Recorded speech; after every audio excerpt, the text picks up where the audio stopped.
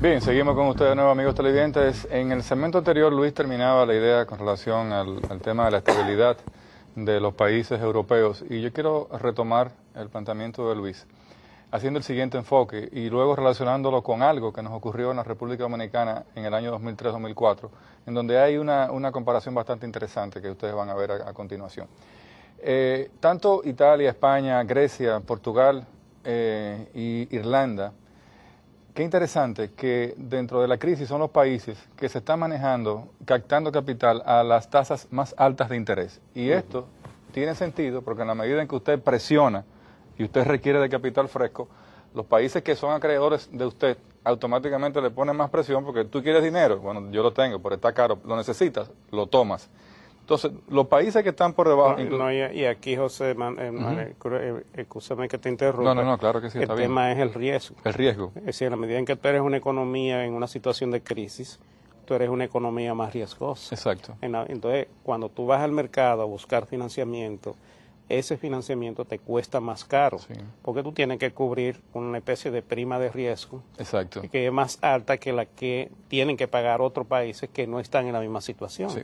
Entonces, por eso para ellos el endeudamiento es mucho más costoso que aquellos países que no tienen esa situación. Por eso Luis decía, y los americanos utilizan un término que se llama el rollover, que es la bola de nieve que viene bajando y arranca en la cima de la montaña, y cuando llega al valle, sencillamente se llevó el valle porque ha crecido tanto que arrasa con todo. Y ese nivel de riesgo es extremadamente peligroso, porque estamos hablando que esos países se están manejando con tasas de intereses activas por encima de un 16%. O sea, cuando usted menciona esa cifra en un mercado como los europeos o los norteamericanos, sería una locura, pero es la realidad. Que lo ideal es que sea lo contrario, por la situación de crisis que tienen los países. Exactamente, pero sin embargo, ¿qué pasa? Que se le pone la presión a través de la tasa de interés para que el país trate de ver cómo resuelve y cómo absorbe el impacto. Sin embargo, no pasa así.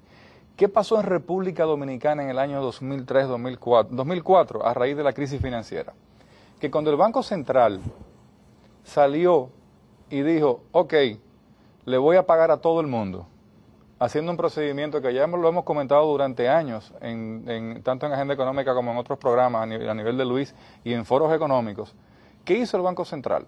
El Banco Central le pagó a todo el mundo, pagó irresponsablemente inclusive montos 500 millones, 300 millones, 25 millones de dólares, vendió instituciones bancarias regaladas. ¿Y qué provocó? Bueno, provocó el inicio de los famosos certificados financieros, del déficit fiscal, que son los intereses que se pagan por esos certificados financieros. ¿Y qué hacía el banco cuando no podía manejar la tasa de cambio todas las semanas, Luis? Que sencillamente tiraba subastas al mercado a 7, 14, 21 y 30 y pico de días, a tasas que eran imposibles manejarse en una economía, idéntico a lo que estaba pasando en Europa. Entonces, ¿qué iba a pasar? Que la tasa nunca respondió, porque no había certidumbre, no había confianza sobre todo, que es lo que no tienen ni siquiera ni Italia, ni Grecia, ni España en sus mismas economías, no tienen ni la confianza para saber, ni creo que tampoco sepan en cuál es el punto real de deuda que tiene cada país en este momento. Entonces, en ese momento la economía dominicana se vio muy perjudicada a nivel de tasa de cambio, tasa de inflación, inseguridad, falta de inversión, volatilidades. Entonces, en ese momento, qué interesante, que los países del cono europeo no tenían esta situación, estaban muy bien.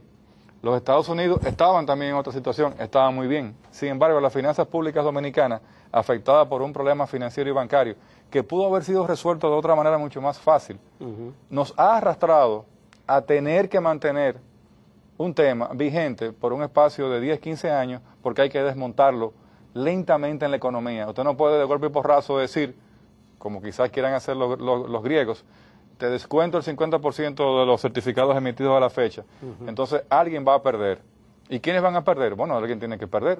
Si usted le quita el 50% de los certificados, la banca tiene invertido todos esos recursos ahí, su superávit, en liquidez. Sí. Los fondos de pensiones están en el Banco Central y son parte de esos certificados, y están ahí porque hay confianza en este Banco Central, porque maneja tasas de interés competitivas, tasas equilibradas y manejo de tasas que no existe volatilidad. No obstante el nivel de endeudamiento que tiene con los certificados.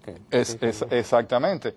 No tanto así también, otro punto importante, es que no tenemos una volatilidad en la tasa de cambio. Cuando hay gente que la quiere empujar y la quiere tirar por el desricadero, y no hemos tenido ni un 2.5% de devaluación de la tasa de cambio desde enero 1 del 2011 al 7 de diciembre del 2011, en 12 meses prácticamente. Sí. Entonces, fíjense qué interesante lo que pasa en Europa, lo que pasó en la República Dominicana en un momento y lo que no podemos volver a pasar en la economía dominicana. Este es un tema bien importante, es un ejemplo que tú traes a colación que nos toca a nosotros, porque si uno recuerda en los primeros años del gobierno del PRD que comenzó en el 2000, el Banco Central prácticamente no tenía deuda.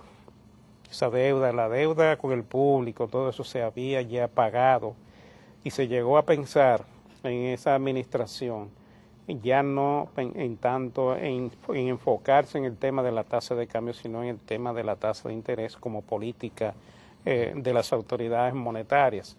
Pero al dispararse la crisis y al tener el Banco Central que salir al mercado a buscar financiamiento y recursos, a recoger dinero y a emitir certificados, entonces lo que estaba haciendo era captando ahorro del público a unas tasas extraordinarias. Esas tasas eran tan extraordinarias debido precisamente a lo que tú mencionas, a que había un problema de confianza en la economía. Y como no había confianza, la gente decía, bueno, para yo invertir mi dinero en lo que son los certificados del Banco Central, hay que pagarme una tasa bien elevada para que eso me justifique el riesgo que yo estoy asumiendo al invertir mi dinero. Y de corto plazo para tú salir corriendo a buscar tu cuarto. Exactamente. Entonces, eso que ocurrió en esa época, producto de esa situación de crisis, de la forma como se manejó, hoy, ¿qué representa? En el presupuesto de este año estamos hablando de que unos 18.000 millones de pesos tuvieron que ser consignados para pagarle al Banco Central el costo de lo que representa, en este caso, la ley de capitalización, es decir, para ir asumiendo el gobierno progresivamente el costo de ese financiamiento tan elevado que tiene el Banco Central, que comenzó precisamente producto de esa situación de crisis.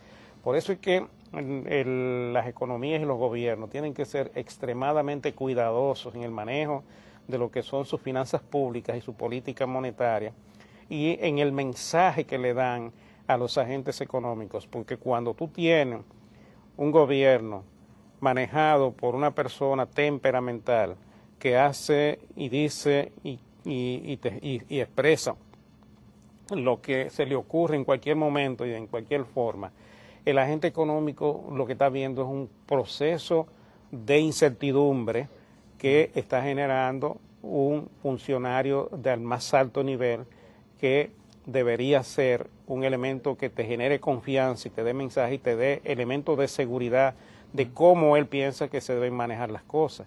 Pero esas ocurrencias, esas cosas, cuando tú estás manejando asuntos públicos tan delicados, lo que hacen es que los inversionistas internacionales y los inversionistas locales asuman la posición de poner su dinero a resguardo. En lugar de tú tomar decisiones para invertir, crear empleo, riqueza, mayor beneficio para la sociedad, lo que tú estás obligando a esta gente a que saquen su dinero del país, a que se lo lleven, a que compren dólares para llevarse su dinero y ponerlo en un elemento, en una situación de seguridad, porque no se sabe y no se vislumbra un panorama que le dé a ellos la claridad de hacia dónde se van a manejar las cosas. Mira, y para validar más tu comentario, perdón, bueno, vamos a hablar en una pausa y en el siguiente segmento continuamos, amigos televidentes.